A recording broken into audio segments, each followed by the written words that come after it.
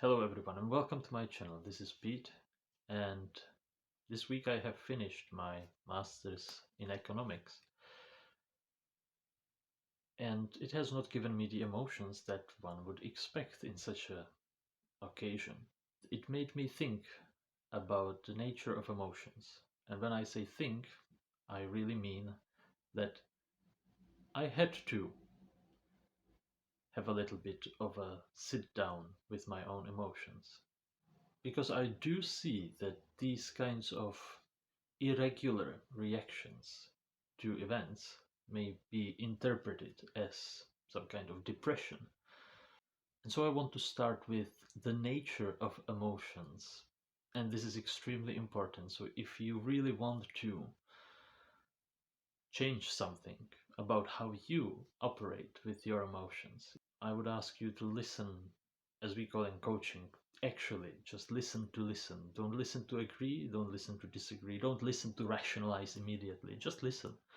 And if you have to stretch your mental capacity in some direction, then please do it to imagine what I'm saying in your own experience. And you will find that your experience is very similar to mine. In fact, because we are both human beings. So, for the nature of emotions, let's imagine this analogy. Have you ever procrastinated on something? Let's imagine on reading a book in your studies, biochemistry, anatomy, or macroeconomics, strategic management. When you procrastinate on a subject, you look at the book, you see the cover, and it is not really the insights of the book that makes you procrastinate.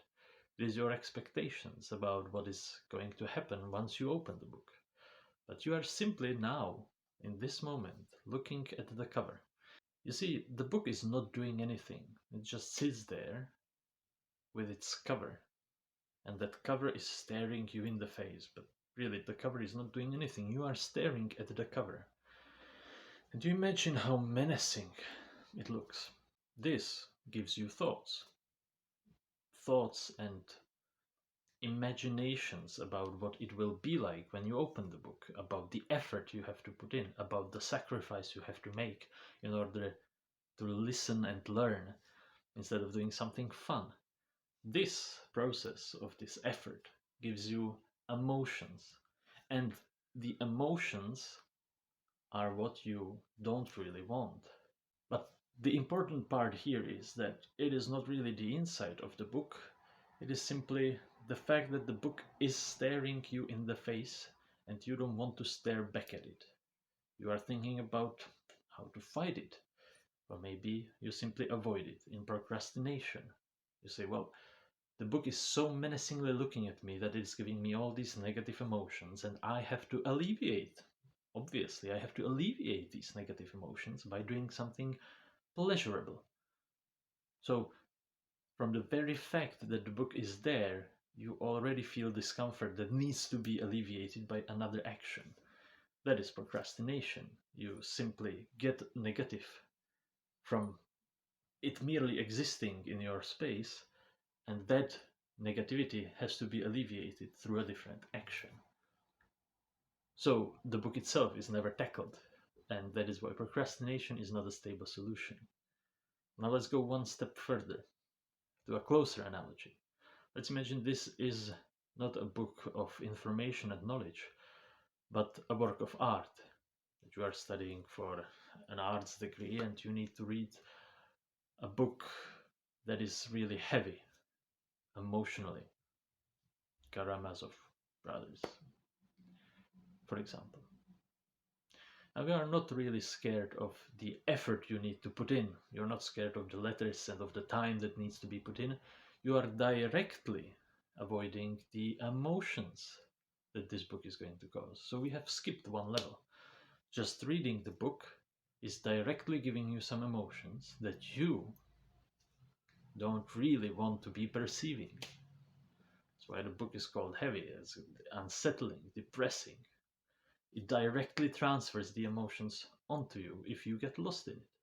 And now, from this one point of separation, we can go to zero points of separation? What if you simply have the emotion, the underlying situation stays exactly the same? It is my belief that our society has decided that what we call emotions is really the covers of emotions. In exactly the same way as with the biochemistry or the macroeconomics that we procrastinate on, we look at the emotions that we procrastinate on and we say, well, I don't want to feel that. Let's alleviate this. So we are looking at these covers, this sorrow cover. I don't really want to read this. Let's do something else. You're looking at this anger cover, and well, who am I to get angry about this? Let's just skip that. Now the problem is, of course, as with the books, by just avoiding the cover, you are never really opening the book. You are never engaging with it. You are never getting to the end of it. It is just going to stay there and look at you menacingly. Now, because this is how we understand emotions, as simply these book covers, we sometimes try to fight them. But it is exactly as meaningless as trying to fight the books that we procrastinate on. You see, you can punch the book and it may fall over, but it doesn't really make it any better now. You can't even see the cover, but you see it lying there on its side. You know it's there, you know what it is. It just looks a little bit different. Now you may even think to burn the book, and that is more dangerous because once you do burn this book, you don't really win anything, of course. The book was not attacking you in the first place. You have just imagined it, and now when you burned the book, you have actually taken away your only ability to deal with it. Now, fortunately, with emotions, we do exactly the same thing, of course. We try to punch them away, we try to push them, we try to hide them under a cover, we try to burn them in some cases. And it's not working, obviously. But fortunately, once we try to burn them, we find that it's really impossible. There is always a pattern somewhere on the universal internet, it seems, that can remind us of what the inside of that book is. So, what is the solution? Well, obviously, you can't fight the book, and it is not really advisable to judge it by its cover. The thing that you think is the emotion is just the cover of the emotion. And if you actually dive into it and you allow yourself to be lost in it, a transformation will take place. Just when you allow yourself to read that really difficult book that you don't really want to read, and then a deep transformation happens. And then people say, well, this was the most meaningful book. This is my most favorite book, but I didn't want to read it. And I don't want to read it again, really. But it was important, it was significant. It is exactly the same. Your emotion that you feel in the moment is the cover that you are looking at. And inside that cover is a book that is written specifically for you, for the current situation. And if you open it and read it and get lost into it totally, you will be transformed. If you procrastinate on it, punch it, burn it, hide it, you know what happens. Nothing happens. They just stack up.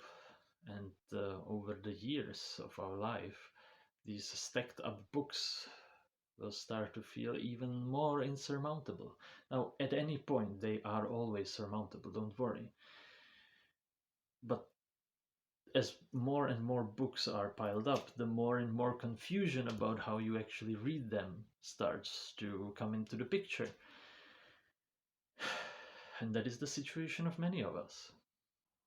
And that is also what happens to me right now, because I have, for the longest time, decided that getting a degree solves nothing. It is not really an achievement to be celebrated. I didn't really aspire to have it, and the only reason why I pursued it was just to get it over with, right? And to appease my parents and the people that really thought that it is necessary. But I didn't agree with them.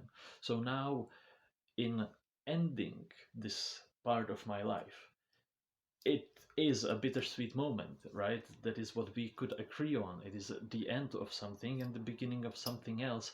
It should give you happiness and excitement about the achievement, but it also gives you sadness about how something ended, how this part of your life ended, how maybe the people that you know and knew are not going to be in your life anymore.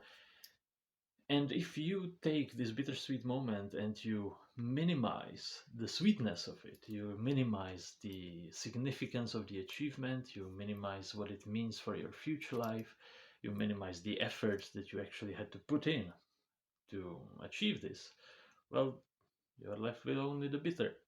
And that is what happens. That is what happened to me. And it was only in realizing this that I can move on quite easily, in fact. It is not some great, huge sorrow that I need to grieve over for months, but I did have to understand this. I needed to understand this, and I was avoiding it.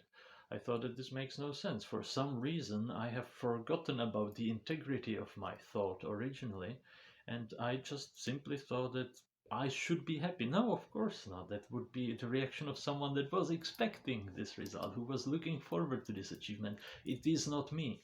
So to me, it was just, well, a job done and some sorrowful feelings, and that's it. But for a couple of days, I was trying to make something more out of it instead of just, taking a day or two to process the ending and going forward. I thought that there was something wrong about that. But upon very short introspection, just opening the book instead of avoiding it, this book of sorrow that I didn't expect to be there, it makes perfect sense why this is the case. And it allows me to just transcend it. And now, this is the final point about emotions, that in understanding them in this weird way of just looking at them as these book covers, we can get very confused about why they are even there, right? When you have this biochemistry and these anatomy books, they are part of your curriculum. You understand why they are there. But with emotions, it seems like maybe they should not be there. And that leads people to believe that this is just depression. There is no reason in their life why they should have this negative emotion. Well, it is not your place to judge whether you should or should not have the emotion. If you just submit to it, you may find that it was really just a very small thing, and it will not haunt you anymore if you just pick it off the shelf, open it, read it, feel it, and put it away. Allow the transformation to take place. Who knows, maybe it will start to make sense perfectly to you once you stop avoiding it, punching it, trying to burn it or hide it. This has been Pete. Thank you very much for watching. Please consider liking if you liked, subscribing for more, and I will see you very soon. Bye.